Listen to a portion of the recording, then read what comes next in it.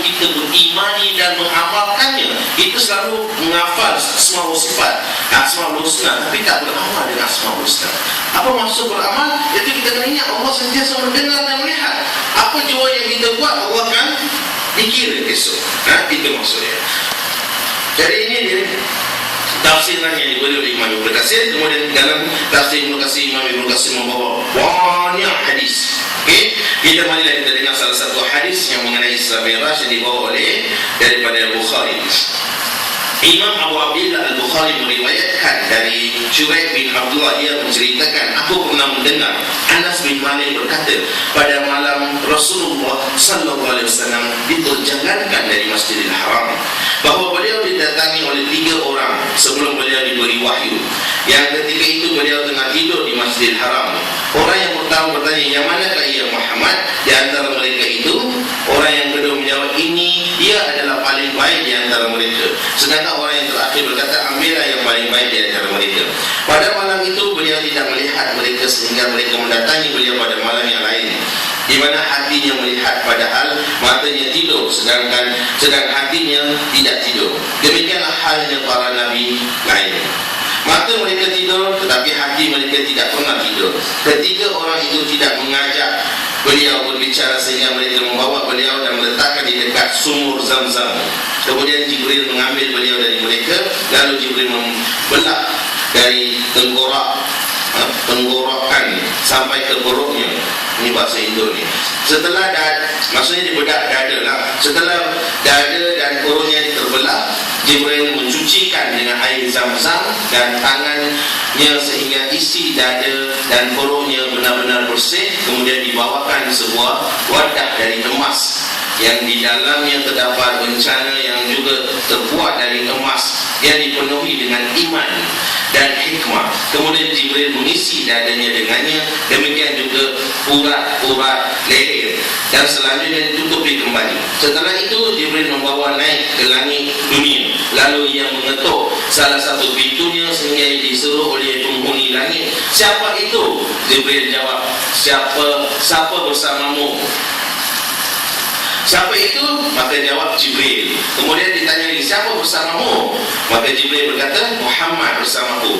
Sudahkah dia diangkat menjadi Nabi? Maka Jibril menjawab, ya benar. Mereka pun berkata, kalau begitu selamat datang kepadanya. Jadi tuan-tuan, sebelum saya terus bacakan cerita hadis ini, tuan-tuan boleh faham tak apa dia? Maksudnya sebelum Nabi diangkat, Isra Mi'raj, Nabi dibersihkan. Di sini ada 2. Satu, Nabi dibersihkan masa di Alimatus Sa'diyah, masa kecil. Dan di sini pula masa sebelum Nabi diangkat begitu, sebelum peristiwa Isra Mi'raj, Nabi pun dibelah dada dia dan dibersihkan. Mungkin tuan-tuan kena tahu. Okey, tuan-tuan mungkin tanya, Ustaz, bukankah Allah Maha Kuasa, kun fayakun? Betul. Tapi kenapa pula Allah perlu hantar Jibril untuk bedah dada Nabi Muhammad? Ini semua adalah sesuai dengan hikmah yang Allah dikehendaki. Allah menghendaki sesuatu hikmah daripada kejadian-kejadian seperti ini. Maka Allah jadikan peristiwa ini sebagai hikmah. Apa dia hikmah? Wallahu a'lam. Kadang-kadang manusia boleh tahu, kadang-kadang manusia tidak tahu. Hanya Allah dia tahu. Sebab itulah Allah menghantar malaikat Jibril untuk membersihkan dada Rasulullah, iaitu jantung Rasulullah. Sebenarnya bahasa Arab qalbu maksudnya jantung, bukan kalbu. Dalam bahasa Melayu dia kata kalbu tu tak boleh maksud tuan-tuan, anjing. Dan reporter bila tulis bahasa Melayu tu betul, karena dia tulis kalbu lagi, tulis qalbu, qaf besar, jangan tulis lagi kalbu. Kalau kalbu tu itu kalbu. Jadi orang kata telah sakit kalbuku, maksudnya telah sakit anjingku. Dia kena, sebab Dewan Bahasa kata mereka meminjam bahasa Arab pada bahasa Melayu. Jadi qalbu bahasa Arab, jadi kita kena ikut dia punya sebutan betul. Kalau tidak dia akan menjadi makna yang lain, anjing. Okey, wallahualam. Saya bukan nak mengajar tuan-tuan lagi hebat daripada saya dalam bahasa kan. Jadi ini teguran saya lah. Saya pernah bahaskan isu tu, sebaik-baik kita kekalkan bunyi Arab qalbu. Jangan kena buat kalbu, sebab makna dia jelek. Anjing jadi dia. Okey, telah menikam kalbuku, maksudnya telah menikam anjingku. Okey, jadi itu kalau qalbu. Qalbu itu sebenarnya bukan bukan hati dalam masalah jantung. Sebab tu dekat hospital jantung dekat Arab dipanggil Mustashfa Qalb. Hospital jantung dipanggil Mustashfa Qalb. Nanti tuan-tuan kata, oh itu hospital hati. Tak. Hati yang kita faham ni dipanggil kibdah. Kibdah. Sebab tu tuan-tuan pergi Mekah Madinah, carilah kibdah unta goreng. Hati unta goreng. Sedap. Okey.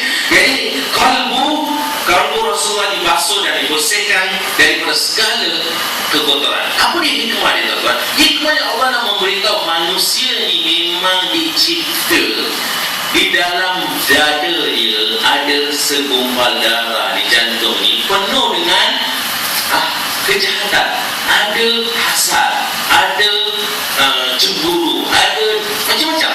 Maka benda ni perlu dibersihkan. Sebaliknya Rasulullah telah dibersihkan oleh Allah Subhanahu Wa Taala. Nampak? Kalau tak ada kejadian seperti itu, manusia tak nampak. Manusia kata, ya ke? Rasulullah tak dengki ke? Nampak? Jadi kejadian ini menunjukkan kepada manusia, kepada umat manusia, bahawa Rasulullah telah dibersihkan daripada benda itu. Jadi kita macam mana? Kita takkan terlepas daripada peristiwa-peristiwa seperti itu. Sebab itulah tuan-tuan, kita kena sentiasa tafakur, sentiasa kena muhasabah diri kita. Kadang-kadang kita tanpa sedar kita telah melakukan perbuatan-perbuatan seperti hasad, dengki, macam-macam. Terutama saya sendiri pun kadang-kadang terdatang perasaan-perasaan, ustaz tu dah berilmu lah. Dulu ustaz tu sama-sama belajar dengan saya. Ada datang. Saya tak bohong, dengan diri kita cakap. Sahabat-sahabat saya yang terkenal semua sekarang dekat media massa sana sini, sama dulu sama-sama duduk dekat Madinah, makan sama, minum sama, tidur sama. Tapi kadang-kadang datang perasaan dengki, perasaan cemburu. Itu tabiat manusia. Tapi sejauh mana iman kita dapat mengatasi? Nampak tak? Itu yang Rasulullah telah dibersihkan. Sebab kejadian itu membuatkan kita sedar yang kita ni akan lari daripada sifat dengki. Bila kita buat sesuatu keputusan, kita kena murajaah balik. Apa maksud murajaah balik? Kita kena tengok balik. Aku punya keputusan ni betul tak? Tentang aku punya keputusan ni kerana aku dengki ke orang ni. Kita kena tengok balik. Sebab sifat kita tabiat memang akan datang cemburu dengki. Nampak? Itu kita jaga. Sebab tu dia hikmah dia, kenapa Rasulullah dibersihkan hati dia oleh Jibril, dan ceritanya perlu terjadi secara fizikal. Kenapa Allah boleh jadi kun fayakun boleh saja? Sebenarnya ada hikmah dia. Hikmah dan sedarkan kepada manusia. Kalau Nabi dan Rasul yang Allah memelihara itu pun perlu juga dibersihkan jantung dia daripada sifat yang Allah ciptakan secara tabiat, dengki, cemburu, macam-macam. Maka begitu lahir hati semua tu, maka kita akan lepaskan. Sebab tu kita kena berhati-hati apabila kita buat keputusan. Dan kita kena berhati-hati tuan-tuan apabila kita buat keputusan. Kita kena berhati-hati apabila kita melakukan sesuatu tugas. Jangan perbuatan kita tu ada berbau iri hati, cemburu, dengki, menjatuhkan orang lain. Itu hikmah dia. Okay? Dan setelah itu malaikat Jibril bawa dia naik ke langit. Tuan-tuan, dalam hadis Isra Mi'raj banyak riwayat. Kalau kita tengok tafsir Ibnu Katsir, lebih kurang 20 muka surat. 20 muka surat Ibnu Katsir memperbahaskan tentang hadis-hadis semua tu.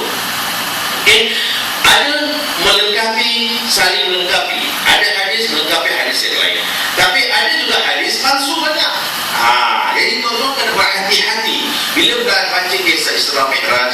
Sebaik-baik adalah tafsir Ibnu Katsir dan surah Isra. Itulah buku yang sebaik-baik tuan-tuan kena pegang, jadi pegangan. Ada pun kisah-kisah di luar sana mencerita macam-macam Rasulullah jumpa Masita lah, Asia lah. Semua itu hadis palsu tuan-tuan, tak ada dalil. Semuanya hadis-hadis palsu, hadis-hadis yang yang tak boleh jadi hujjah.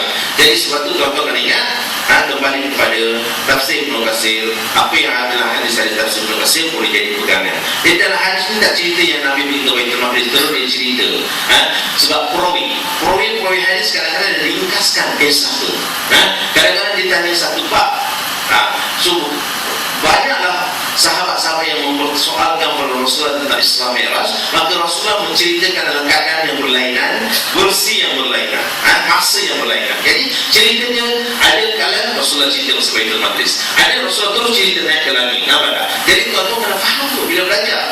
Hadis yang Bukhari ni Rasulullah tak cerita pasal Baitul Maqdis, terus dia cerita tentang naik ke langit. Ada hadis yang lain pula, Rasulullah cerita pula daripada kami sini pergi ke Baitul Maqdis. Ada lagi satu hadis pula Rasulullah dicerita ada yang on the way pergi ke berhenti ke Madinah, Yasrib. Masa tu Madinah nama Yasrib. Dan mereka kata inilah tempat yang akan datang suatu hari nanti. Semua cerita-cerita itu dalam riwayat-riwayat berlainan, sebab Rasulullah mencerita bukan sekali, bahkan pelbagai keadaan dan banyak kali dan banyak situasi yang berbeza. Okey, itu kita kena faham tu. Kalau tidak kita akan keliru esok. Okey, dan dalam ini dia terus cerita saya naik ke langit. Maka naik ke langit, langit pertama langit tanya siapa dia tu? Waktu maka Jibril jawab semua soalan dia tu, Muhammad dia sudah jadi nabi ke? Dia sudah nabi naik. Begitulah cerita langit seterusnya sampailah Rasulullah ke Sidratul Muntaha. Sampai ke Sidratul Muntaha. Dia sampai ke Sidratul Muntaha. Apa itu Sidratul Muntaha, Ustaz? Sidratul Muntaha adalah tempat yang paling tinggi di langit sana. Dan selepas itu tidak ada siapa yang boleh masuk kecuali dengan izin Allah sahaja. Maka masuklah Nabi Muhammad SAW. Jibril kata dekat sini yang aku punya kemampuan kepada korang masuk. Masuklah Rasulullah pergi jumpa Allah Subhanahu Wa Taala. Maka Allah Subhanahu Wa Taala memberi tanggungjawab amanah hadiah kepada umat Nabi Muhammad solat 50 waktu. Lalu Rasulullah turun jumpa Nabi-Nabi di langit, minta diskaun. Nasib pendek cerita masa lagi 10 minit aja. Jadi diskaun dan sampai 5 waktu. Saya rasa cerita semua dah jadi basi, semua orang dah tahu. Tapi yang saya nak cerita lebih daripada itu adalah, apakah Rasulullah melihat Allah dengan mata kepala atau melihat Allah dengan mata hati? Suatu isu yang paling penting yang kita kena faham, sebab ini akidah, ini bukan fiqh. Kita kena tahu pendapat ataupun boleh kata majoriti ahli sunnah wal jamaah yang disepakati dalam isu ini. Walaupun ada pendapat yang kedua kata jawapan tapi yang kita nak pegang, yang majoriti ahli sunnah wal jamaah dari kalangan sahabat, tabi'in dan tabi'in pegang adalah Rasulullah melihat dengan mata hati, bukan mata kepala. Apa maksud mata kepala, Ustaz? Inilah ini depan mata kita ni. Mata hati dan hati. Mana dalil? Dalil surah An-Najmi. Dalam surah An-Najmi dikatakan Rasulullah ra'ahu nazlatan ukhra, tapi itu bukan Rasulullah ra'a Allah.